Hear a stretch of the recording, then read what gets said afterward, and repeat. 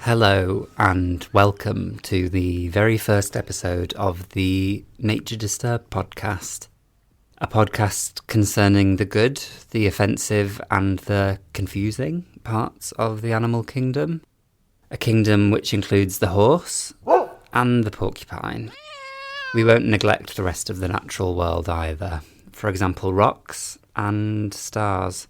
Each episode will explore a different topic. Well, I will. You'll just listen, really, I suppose. Perhaps you'll do the dishes, or you could be paragliding. You could be making OnlyFans content whilst listening. You just never know.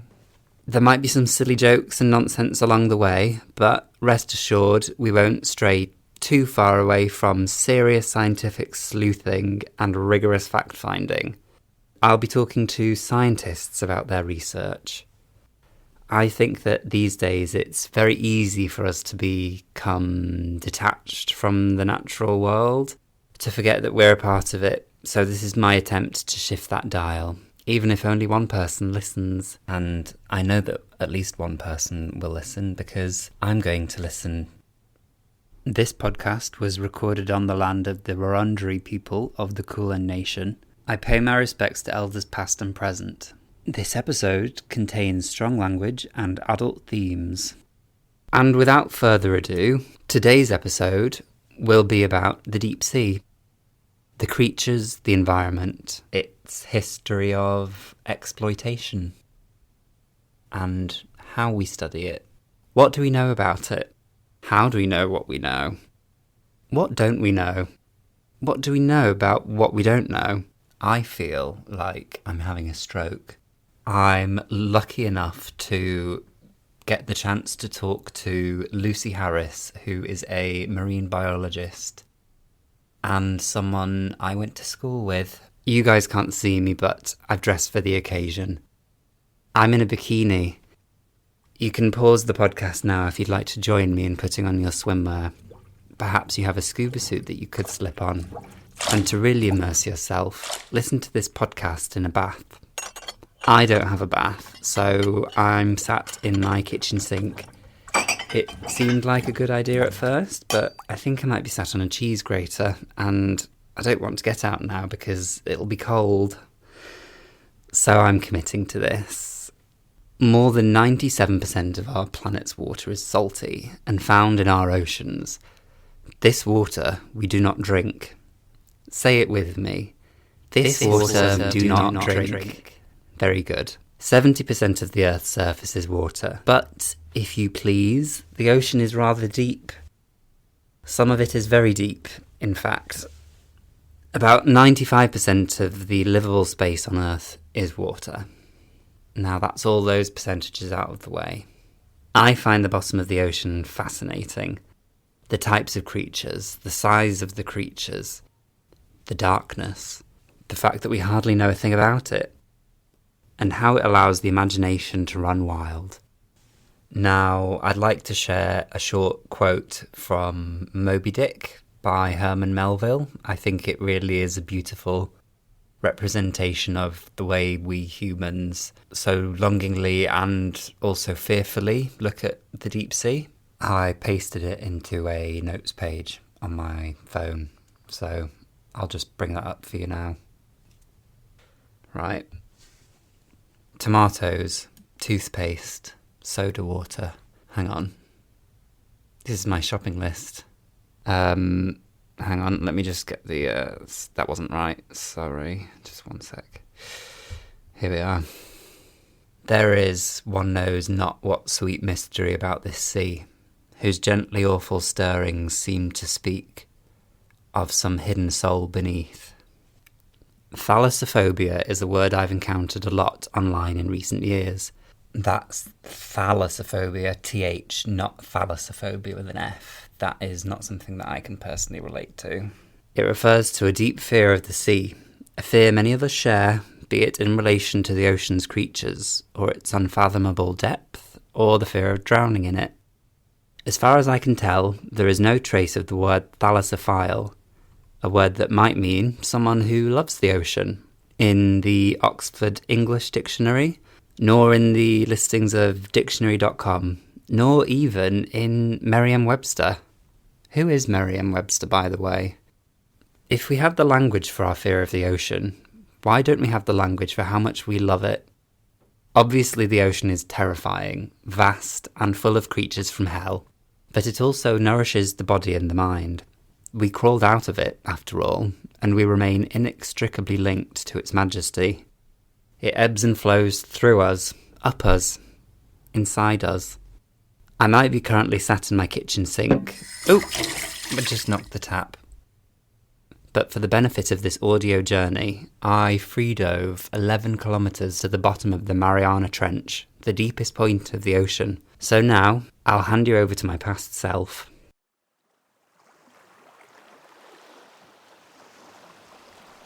Hi guys, I'm just putting on my wetsuit.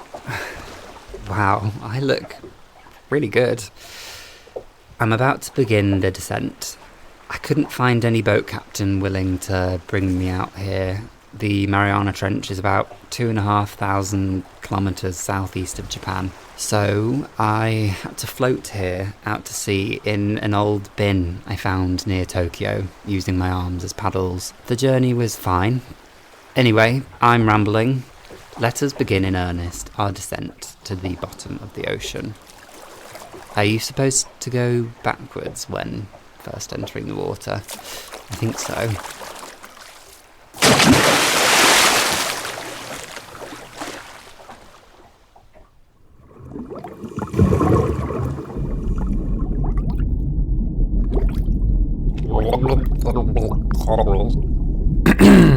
Sorry, I had some bubbles lodged in my throat. Away from the coast, the pelagic zones, which comprise the open sea, are divided based on depth. I'm currently in the epipelagic zone, aka the sunlit zone. This is where algae are able to photosynthesize and, as such, is responsible for the majority of the ocean's productivity. Sunlight penetrates usually to a depth of 200 metres, depending on things like the water quality. And I have to say it's very clear right now. Lovely. Anything below the sunlit zone is the deep sea. That's when the twilight zone begins. Many species hide in the twilight zone during the day and then migrate up to the sunlit zone to feed at night.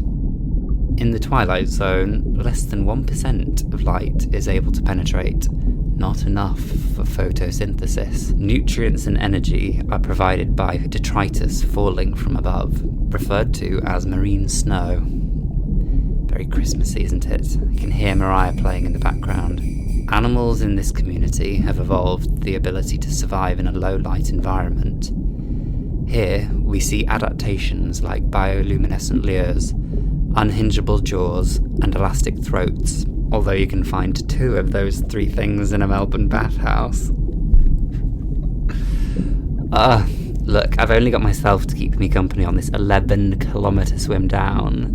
The twilight zone ends 1,000 metres down, where it becomes the bathypelagic, or the midnight zone. This is where human knowledge really starts to fall short. Zero light reaches this far down, and it's cold, about 4 degrees Celsius. There are several hundred atmospheres of pressure above my head, and all I can think is, I feel like I've left the oven on. The average depth of the ocean worldwide is 3,688 metres. For some added context, the Titanic wreckage is at a depth of about 3,800 metres. We aren't halfway yet. The zone I'm currently in, the bathypelagic, extends to 4,000 metres down. Beyond that, the abyssopelagic, aka the abyss. Do you hear that in the distance? The clinking of metal? I wonder what that could be. It's in the abyssal depths on the seafloor where we can find polymetallic nodules. These are full of metals we need for green energy. There's an environmental conundrum if I've ever heard one. To mine or not to mine? Creatures down here might survive on marine snow, or perhaps whalefall. Whalefall is exactly what it sounds like. It's when a horse turns inside out and starts jumping up and down.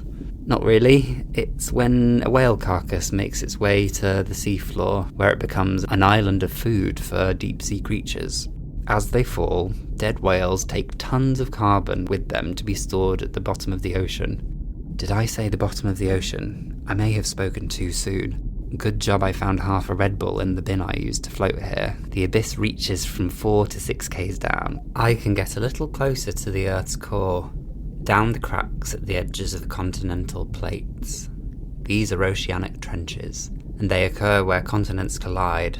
The Mariana Trench descends to the Challenger Deep, 10,850 metres down. Oh, I'm here, at the bottom of the sea.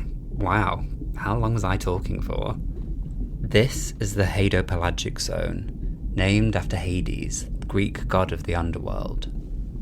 We don't know much about the Mariana Trench, except that it's where they filmed the Meg. Not Megan, that's the killer doll. Meg is the one with the megalodon shark. Here the floor is covered with pelagic ooze, a kind of living slime, and you might see the occasional sea cucumber, worm or shrimp. James Cameron was here on a solo mission. God, I hope I don't run into him. I have to pretend I want another Avatar film.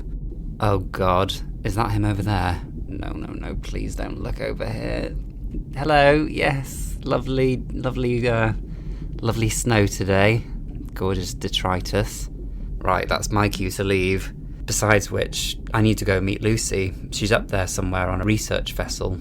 11-kilometre swim back to the surface, gosh. I brought a sandwich with me, but it's all soggy now. I should have probably thought about that.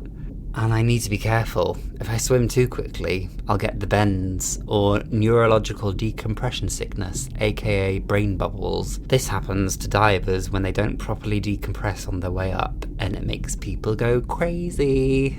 Oh, well, I made it down. I can make it back up. Plus, it gives me the time to go over my questions in my head, and the opportunity for me to give you a brief introduction to Lucy.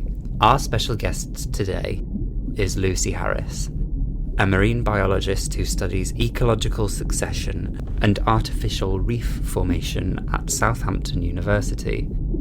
She's also a friend from high school. Of mine, not of yours. Well, maybe she is. It's within the realms of possibility. Lucy's into cruising. Now, I have a lot of experience cruising, so I had some really thoughtful questions prepared.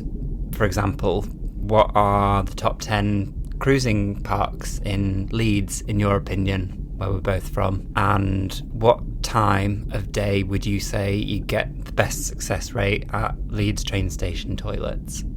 But now that I'm thinking about it, I feel like I may have misunderstood the type of cruising she's into. That's alright, I'll think of some questions on the spot. And would you look at that? I've made it to the epipelagic zone.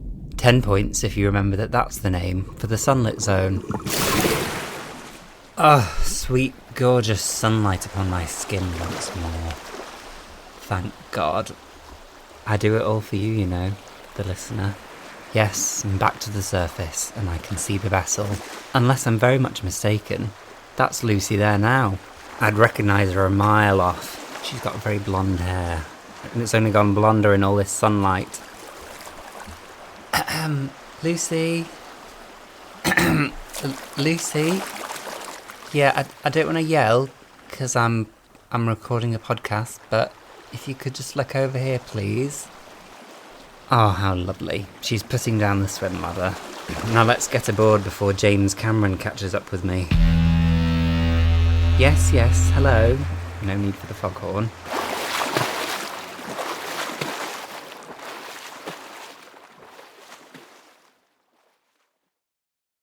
Hi, Lucy. As you know, I just swam 11 k's up from the Challenger Deep. So Yeah, must be exhausted. Yeah, well, I'm fine. I had a Red Bull before I set off, so here we are on a research vessel. What, what's life like on a research vessel? What's a day look like? So it kind of does depend a little bit on what field work you're doing. Because I'm deep sea based, the research cruises tend to be a lot longer because you have to get to an area of the deep sea. So that's further away from the coast. And normally you'll want to stay there for like a significant period of time so that you can get all the measurements and the data that you want. You might also want to measure things over time a little bit. So there might be some measurements at the beginning of the cruise and then at the end, or it might be repeat cruises, for example. The last cruise I was on was to the Clarion-Clipperton Zone in the middle of the Pacific Ocean. So it took us about 2 weeks to even bloody get there. So yeah, so then we arrive there, we kind of start to get the lab all ready. So we have like a at sea lab that gets like all disinfected and then set up with microscopes and equipment and all kinds of things. We have a cold room as well. So even if you're going to like a nice equatorial area, you'll need to pack a few jumpers because we basically will often examine a lot of the specimens in that cold room so that they don't deteriorate in like a warm equatorial climate. But yeah, we'll spend the first few days getting the whole lab and ship ready. And then after that, it's often 12-hour shifts. So there'll be a group of scientists on one 12-hour shift and the other group on the opposite 12 hours. And we'll just keep rotating through for up to about 6 weeks. I feel like you would bond with people in that kind of environment or end up wanting to throw them overboard. It could go either way. It's very much that both of those options and nothing in between. No, but my experience is the bond, and you do sometimes it's quite funny because you see people like months later at a conference and you're like, oh, I spent 2 months straight with you on 12-hour shifts nonstop, and I haven't seen you for 2 months, and you're the same person now. And yeah, it's quite funny. It's like slightly weird little microcosms of life. Yeah. So what kind of stuff were you looking for when you were in the Pacific? So the Pacific, particularly the Clarion-Clipperton Zone, where we were looking at was basically this abyssal plain. So abyssal plains are these kind of fairly flat, sandy bottomed areas, about 4,000 to 6,000 meters deep. The thing that we were really interested in looking at there were these polymetallic nodules. So actually I have one. It looks like a little kind of nugget of coal. Oh, It's got a bit of mud on it. They're slightly radioactive, so I won't be eating anything with my hands after this, and I'll be going and washing them. all that radiation. You have a third ear growing out of your forehead since we last met.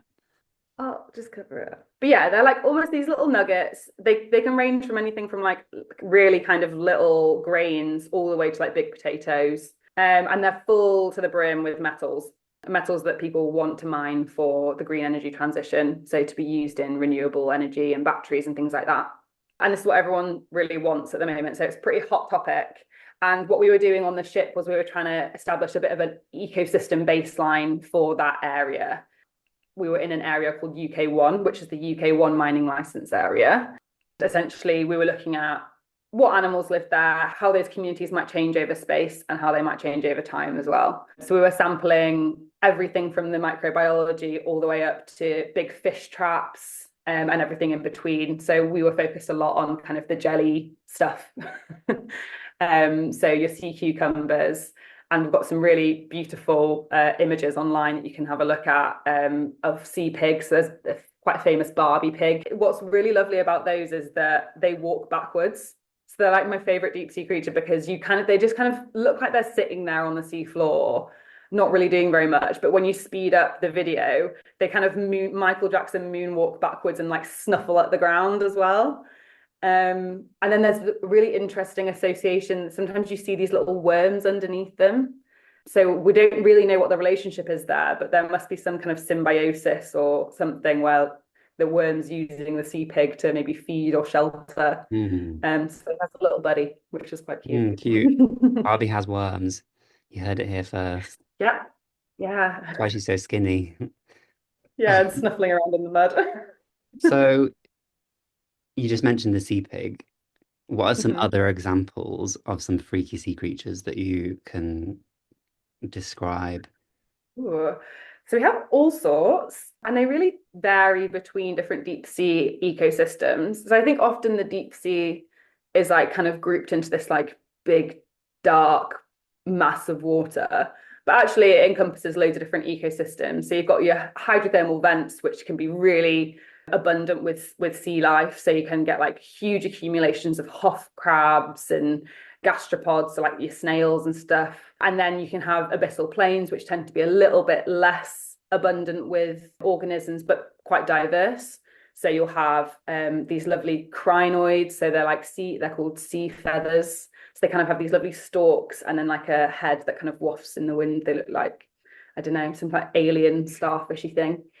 I also quite like disappointing people with the fact that the biggest anglerfish is the size of a football. And there's lots of other anglerfish species, but they're all really tiny. And like I've held one before in the palm of my hand. And they're so cute, but they're not scary at all. That is maybe the most disappointing ocean fact, I have to say. I think so, yeah. Yeah. But the males are even smaller, as you know. Yeah, the lovely little parasitic males. So I think we know Someone's... people who have that kind of relationship with their girlfriends. Yeah, I know a few parasitic males myself. Perhaps you could tell us about the parasitic situation of the anglerfish. Yeah, well, essentially, I'm not an anglerfish expert, so I really encourage people to go and listen to an anglerfish expert. But from my understanding, they essentially just don't leave that larval phase.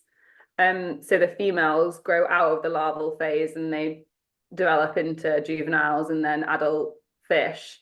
But the males stay in that larval phase and they kind of float around in the water column. Well, I think they do a little bit of swimming, but not too much. Essentially, a female will come along and they'll attach themselves to her. And then she'll essentially have mobile testes from that point on, where the male will essentially parasitize. So they'll become a parasite and they'll feed off of the energy that she provides her and almost dissolve a little bit into her. And then she can have sperm on tap for whenever she wants to reproduce, whenever she's feeling healthy and, mama berry, she's just gonna on tap, fertilize herself, and then she's got lots of lovely fresh eggs to lay. I think a lot of these reproductive strategies make a lot of sense, and particularly in the deep sea, it's really difficult to find a mate. So there's lots of reproductive strategies that seem completely crazy to us, but they work in the deep sea because it's dark. There's a huge amount of space between everybody, so it's hard to meet. It's hard to date. It's hard to meet your one. I mean, they've got to be favorites of the deep sea. Yeah. We actually recently, so I'm part of a project that essentially utilizes these ROVs, which are remotely operated vehicles that are used, they're robots that are controlled from the surface. And they're used to like survey infrastructure and benthic environments and things. So oil and gas use them to maintain and look at all that infrastructure that's in the deep sea. And sometimes they come across amazing observations of creatures we don't really see very often. So we're kind of working with them for their pilots to send us any images that they see of organisms that they find interesting. So we found a huge Greenland shark, which was amazing. And I think it was off the Gulf of Mexico. So that's like not even nowhere near Greenland. Well, I mean, I guess it's becoming part of the USA, so maybe they got the memo. Maybe they knew. Oh God. But yeah, so basically someone called it the Greenland shark and then over time realized they weren't just living in Greenland, but they're very, very deep. So I think this one was observed at around 2,500 meters, which is quite cool. Wow. And it's really, I think what I find really interesting about deep sea animals is their use of color, because it's completely dark down there. And yet we see these bright pink Barbie pigs or these deep purple benthidites and cycropotes, which are their other sea cucumbers. And yeah, like why? Why are they colorful? You raise a good point. Why all the color down there? What's the reason? Well, we kind of don't really know because there's no light. The color seems fairly redundant. So it might be as a result of just in terms of evolution, they've just never lost their color. So as those organisms have adapted to that environment, they just haven't been selected neither for nor against. There might be some underlying chemistry within the organisms that's producing a color that's got a completely different role, but as a result, it has that color. Or there might be an evolutionary advantage for having a colorful underside or something. We just don't really know. And that's what I love about the deep sea, is that we just really don't know a whole lot. Yeah, that feels like a reoccurring theme. We don't know diddly squat about the deep sea, really. What are some Yeah. other things that we don't know? Oh gosh, we don't know very much. So, and I think this is probably a good time to kind of mention the kind of shifting baseline situation that we have in earth science at the moment, which is really challenging. Essentially, often we're going into these unexplored environments, particularly in the deep sea, and doing an ecosystem analysis of what's there. And currently, a lot of that is oriented around this deep sea mining prospect. But a shifting baseline means that we're going down and analyzing an ecosystem that might already be damaged. So we really don't know. And that's what's really challenging about particularly marine science at the moment, is that we're really unsure about like what's the natural environment like. Is that significantly different to what it is now? And if so, how do we project that? And then how do we enable that environment to be in its former glory, to be functioning as it did, and to be offering the ecosystem services that are so needed in such a deteriorated marine environment. Mm. So yeah, the deep sea is particularly challenging because we haven't really had the technological ability and funding to access it over the last 100 years, whereas obviously the Amazonian rainforest has had people investigating it biologically for decades. More recently, we're starting to access these deeper environments and see what's down there, but we don't really know a huge amount apart from what we've just investigated, and that's such a small proportion, and we really don't know very much about it at all. So yeah, it's a bit of a challenge, and it's one that people are working really hard to better, but there might just be a reality of we just might never know, and how do we mitigate human impacts in an environment which we don't fully understand. Mm. We might be having to restore ecosystems that are already really depleted. So I guess that is probably a good time to ask you about your PhD and in particular well, I'll let you explain what you're studying in relation to what we've already lost.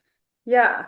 So my PhD is focused around the ecological role of offshore artificial structures, which is a very vague title, but essentially all that means is that I'm looking at oil and gas and offshore wind infrastructure in the deep marine environment and seeing how that's impacted that marine environment. And this is a particularly hot topic at the moment because as we're transitioning into that green energy phase, we'll be decommissioning a lot of oil and gas infrastructure. So we've got to figure out what to do with all of that. But also we're going to be installing heaps of green energy infrastructure. So we're going to end up having a very crowded marine environment. It's worth mentioning, and I love this stat, that there's approximately 2,000 wind turbines are required for one oil and gas platform. So that will generate the same energy output. So in terms of marine impact, that obviously has a significantly higher marine impact than an oil and gas platform, which is much more confined, drills down, kind of pulls all that stuff up. Obviously, there's loads of other impacts associated with oil and gas, so I'm not promoting that we have oil and gas infrastructure. But in terms of marine space and marine ecosystems, we really need to consider this as a major challenge. And also, in addition to that, what we're going to do with all of this oil and gas infrastructure that is no longer in use. And there's a huge shift at the moment to potentially leave a lot of that in situ and generate artificial reefs, and I'm in inverted commas there. And that's largely because there's been some, I think you could argue, success in the Gulf of Mexico with oil and gas infrastructure that's generated hugely biodiverse areas that are benefiting fisheries. So you've got things like the red snapper that are doing really well. And you've got these like beautiful encrusting corals and things going up and down these structures, and they look stunning. So I can understand why people would maybe want to see that as a marine environment and seeing how that benefits potentially the marine environment. But my PhD is really going to closely consider what communities we'll be looking at, particularly in the North Sea, if we leave our infrastructure in place, and what impact that might have on the ecosystem functioning. Because from a human perspective, when I think of a healthy ocean, I do think of that gorgeous coral reef in Australia. But I also think it's important to remember that the ecosystem functioning of like a muddy, deep sea deposit feeder environment is also really important for ecosystem functioning and shouldn't necessarily be replaced by these artificial reefs. But then again, we need to have that kind of cost benefit analysis of, okay, well, if we're losing all of these reefs, then maybe it is important to implant them somewhere else and lose that deposit feeding niche. So yeah, it's a really contentious and very interesting and dynamic field to be in at the moment, but it's hopefully one that over the next 4 years I'll add a little bit more to the field, particularly in terms of kind of deep sea pipelines, which is what I'm mainly focused on. Definitely. I look forward to reading the entire paper. Me too. So what sort of negative effects might leaving the artificial reefs in the ocean be? Yeah, so I think one of the biggest beneficiaries of an artificial reef are invasive species because they can access other parts of the ocean that they maybe wouldn't be able to by essentially like kind of walking along structures. So particularly like long, like elongated infrastructure like pipelines and cables, they could potentially use that as the hard substrate that they need to survive, and then they can access other ocean environments, which they maybe wouldn't be able to if their habitat was separated by a muddy environment. Also, the fact that we have vessels going from shore to deep sea structures and then back again, that can introduce invasive species just on the vessels themselves and also in their ballast tanks, which are these kind of like big tanks in the bottom of the ship that kind of balance the vessel. And within that, we can have larvae and things that can then implant themselves on structures and invade that ecosystem. And I think it's also really important to remember that even if a nice, healthy reef does eventually develop, all of those species will be invasive if you've put that artificial structure in a muddy environment. So it's really important that we kind of start to think about, okay, well, what are we actually doing globally to our ecosystems when we're conducting these decommissioning policies of leaving things in place. Yeah, it's one of those ones that makes your brain hurt because it's very grey. I can't help but wonder what the oil companies would have to say about it. Is there a future in which they part of the solution? Well, in the Gulf of Mexico, they have like a rigs to reefs policy. So that's quite closely monitored. They also have to pay the US government a certain amount of money to kind of maintain those reefs as well. So there is that element. And I think fundamentally, we have to involve industry. We can't ignore them, and we definitely shouldn't alienate them, because with their help and also with their money, which, let's be real, is much more lucrative than academia and things like that, will be potentially much more successful. But I think it does have to be mentioned that within the context of decommissioning in particular, leaving structures in place is beneficial financially for the oil and gas industry. There's a huge amount of money associated with decommissioning, so they've got to get loads of very skilled workers to go out on vessels for often weeks at a time to do surveys, to clean up all the infrastructure, to make sure that it doesn't leak. Anything that is left, like the wells and stuff, they have to be capped and plugged and things. All the pipelines that are left in place have to be cleaned out and things like that. So it's quite skilled and very machine heavy work as well. So all of that costs a lot of money. Then whatever structures you do remove that are safe to remove, because not all structures are actually even safe to remove, you have to just leave them in because it's just not feasible to remove them. All the structures that are removed will then have to be transported on shore and then disposed of safely or potentially recycled. So all of that costs a lot of money, and we're looking at billions and billions of dollars over the next 20 years. So it's a huge prospect for them to potentially leave structures in situ. And I think that is something that can't be lost in the conversation. But having said that, it's really important to involve them and industry and academia and also government bodies in the kind of same task of creating a sustainable marine environment. Banding together. Yeah, nice. Good for Then them. there's also a scenario where potentially the removal of some structures can be resold it back in to industry. Submarine cables, for example, they're filled with copper and really high grade plastic as well. that can be, if they're recovered, can be resold back and made into new cables for the future. So there are elements of the installations that could actually financially benefit industry as well. It's just going to take a while to generate a pipeline that's actually economically feasible for them to do that, essentially. Nice. Okay. Wow. So really regenerative practices deriving from the oil industry. Who would have thought? You never I know. know.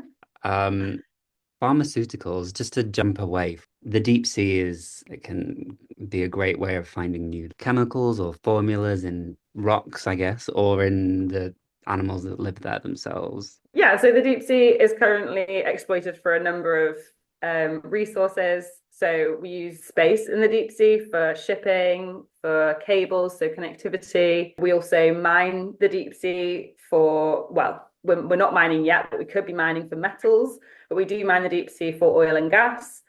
So yeah, it's fairly well exploited already, but the deep sea could potentially be providing pharmaceutical resources, but we're not so far along in that process. We recently did some research on essentially how many chemicals have we found in the deep sea that have shown some degree of bioactivity against some kind of human pathogen. Approximately 3,000 chemical compounds have been found from deep sea organisms. So that can be fungi, bacteria, or kind of your more charismatic species. So that's really interesting and a really nice kind of finding to kind of go forth with and hopefully find more. But yeah, all sorts of chemistry has been found in the deep sea that's been shown to be bioactive against different cancers, viruses like HIV, really important pathogens that we're struggling with at the moment, like MRSA. And essentially, what we're seeing is that the creatures that reside in the deep sea have evolved to tolerate really interesting and extreme environments that we don't see at surface in surface ecosystems or terrestrially. So essentially, they're generating chemistry that's really unique as a result of that evolutionary journey that they've taken to tolerate these really extreme environments. We're starting to see more and more that as we gain access to the deep sea with technological advances and more funding and more interest as well, that we're going to start to see an increase in those kinds of findings and hopefully generate some really interesting potential solutions for a lot of the pathogens that we're struggling with terrestrially. And we recently found, not that it's particularly useful by comparison to the cancer cure, we did find a deep sea cucumber generated a chemical that was bioactive against bovine mastitis, which I didn't even really know what that was. But essentially, yeah, it's mastitis of cows that are supposed to be producing milk, and it costs the dairy industry apparently billions a year. Sometimes I do these presentations where I've got like a picture of a cow's udder and then like a deep sea creature, like how are they related? But yeah, we managed to find that, well, I didn't technically, I was part of the group that was looking at that, and the chemists in Aberdeen found that there was a bioactivity against bovine mastitis. That was really, really cool. If you could find one that helps with gonorrhea, that would be great. Yeah, that would be, I'm sure, very helpful to many a British student. Yeah. Not me. I'm just asking No, for of course yeah, not, of course on not. behalf of my friend. For a friend. Yeah. So I wonder, after all this, why you like the deep sea? Out of the whole of the ocean, the whole of the natural world, why the deep sea? I think I kind of came into my like oceanography journey quite late. So I started off in geology, and then so I did a little sidestep into law, sidestep straight back. And then yeah, started that kind of oceanography academic journey. And I wasn't really like vying for like definitely deep sea, but kind of as I started to learn more and more about different elements of the kind of oceanography field, I just found I was really drawn to the deep sea, partly due to how alien it is. And I think a lot of people kind of like, well, a lot of deep sea scientists find it a bit annoying on the Blue Planet episode where you've got the plinky plonky music and the anglerfish turns up, and like that's most people's representation of the deep sea. But I also think there is something in that. Like, I do love that alien side of it. It's so far removed from us. It's so different. Yeah, the ones with the sails and funky Mohicans and little pig snouts, like, yeah, that's awesome.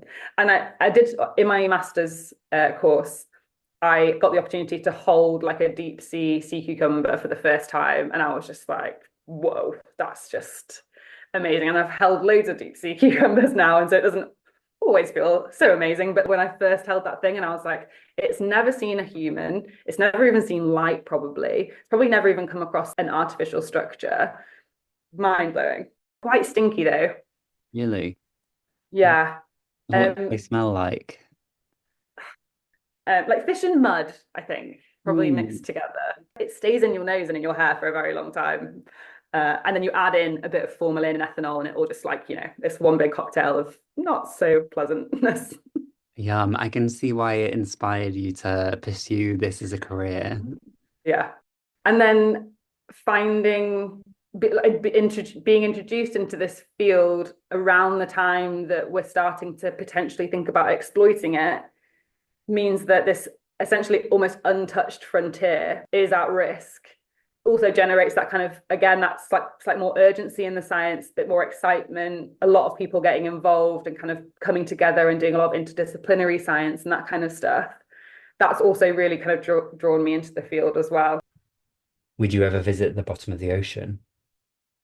I have to say I would love to do that at one point. I think I've slightly missed the era of human operated vehicles, because now it's like, okay, instead of filling up that space with a human or a couple of humans who are unreliable, inaccurate, and biased, why don't we fill it with machinery that's going to collect lots of actual useful data? But it is a bit sad because I would love to go down in one. But I feel like, well, I guess that's what billionaires are up to nowadays, isn't it? Yeah, Victor Vescovo and his team. Have you heard of that? No. They did this expedition called the Five Deeps. So instead of going into space, he spent his billions on going into the sea, which I applaud because who cares about space? But he basically spent millions, probably more, on generating a vehicle that could go to the five deepest points of each of our oceans. So what are the oceans? Southern Ocean, Atlantic, Pacific, Indian, and Arctic. That wasn't a test. I just did it. Yeah, so they've gone to the deepest points of all five of those. Well, he has, and then he took different guests down with him. So he took a really amazing biologist called Alan Jameson, who's got his own like deep sea podcast, which I recommend people listen to because it's very interesting. And he's like also a Scotsman with no filter living in Australia. So he's quite funny to listen to as well. So he did it in the end. He made it. Yeah, he High was five. yeah, he was successful. And there's quite a good book actually about like kind of documenting it all. And it's a lot of engineering, but then also that kind of side of like, why are we doing this?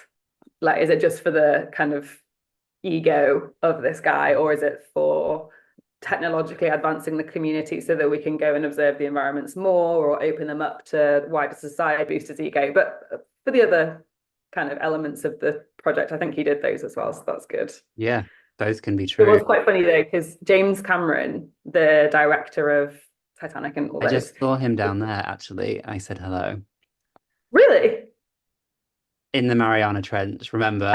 Oh, Yeah, I was just oh swimming. my, I was in Australia. Yeah, no, no, I forgot no. you're just we're above the Marianas Trench. Yeah. Yeah, well, him and Victor had like a Twitter spat about who got the deepest. Yeah, cue the eye roll. Hang on. So I feel like James Cameron was at the Challenger Deep.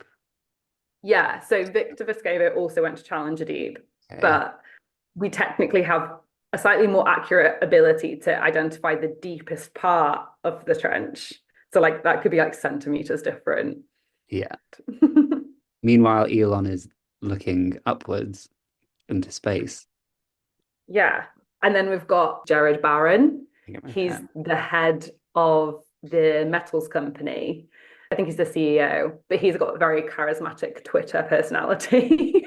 And yeah, a lot of what he says is obviously in line with the company that he's CEO of. And they're looking to mine the deep sea, and they're the company that kind of really pushing the most to go and do that. But there's some quite interesting conversations, particularly involving him around the ethics of it all. And there was recently a very public one between him and a scientist whose research points to the potential that the nodules are generating oxygen. Oh shit. So yeah, so if people kind of type in dark oxygen, they'll get a better understanding of what I'm about to probably explain very poorly, which is that the chemistry in the nodules could potentially be causing a reaction that generates oxygen and splits water and generates hydrogen and oxygen separately, which essentially would mean that if we mined all of those nodules, we could be deoxygenating big swathes of ocean. So yeah, I actually rode out here on a bin that I found. Oh, It took a few okay. days. I was wondering if I could maybe get a lift back. Oh, I just I've got a lot of sea cucumbers with me. So if you could also row back again, it should only take you a couple of months, but I will be on the other side with your electrolytes, your Red Bull. I could actually I've got a Red Bull now if that's something that you'd be interested in. But Um, no, I can't give you a lift back. I'm really sorry. yeah, no, I actually had one already, so I feel like it's fine. But Yeah, you'll be bouncing off the walls if you have yeah, another, I yeah, guess. I'll be sick in my bin. Oh, here it is now, so I'll just jump in. Oh, okay. Well, lovely, lovely to see you, and I'll see you soon. Yeah, really good to talk to you. I can't really do a prolonged goodbye because I'll miss it. So, okay, here I Oh, go. no.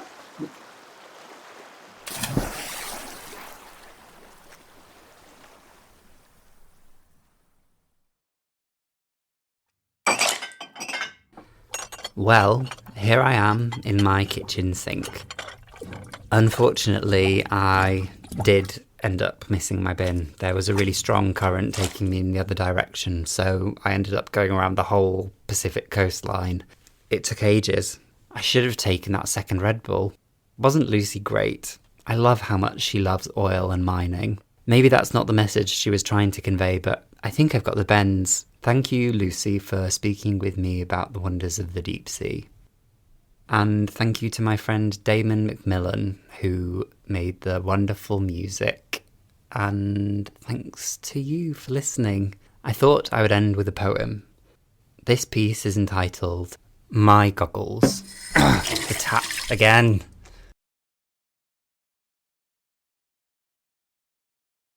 I set out to explore the reef, my goggles round my head. I wonder what lies here beneath, between me and that seabed. Wind in hair, nipples out, I sail beyond the shore. No anchoring here, atop deep blue. So distant is the floor. As I peer, my goggles fall, down the rascals go. My memories of them fall before me. Their future, who could know? Down they tumble, in they plop. I salute them one last time. Never to see them again, now in murky brine. Past a submerged raft of seaweed floating in the column, that's guarded by an octopus, lonely, proud and solemn. He sees them sink, lets them fall, and wonders what they are. That smart old mollusk, wise enough to open up a jar. Wise enough to self-perceive and wise enough to lie. Wise enough to peer up through the water and heckle, "Don't you drop your litter in here, Well, the sunlit zone diminishes, gives way to eerie twilight, and sinking past great anglers whose shining lures do highlight, my goggles in the shrouding dark, now glowing whitish blue. But before long, all dark again, and past 6 gill sharks who have heard about the carcass of a whale some fathoms down, where woodlice grow the size of cats, and it snows the whole year round. Where life forms yet unknown to man can prosper and abound, now entering the midnight zone, my goggles near the ground. In the belly of a whale, my goggles lay to rest. Huge ribs rise on either side, and hagfish do their best to tear the flesh and drink the soup, oozing as they hallow this rotting temple with keen glut as worms dissolve the marrow. There they lie, and there they'll wait. 500 years should be enough to see my goggles turn back into mud.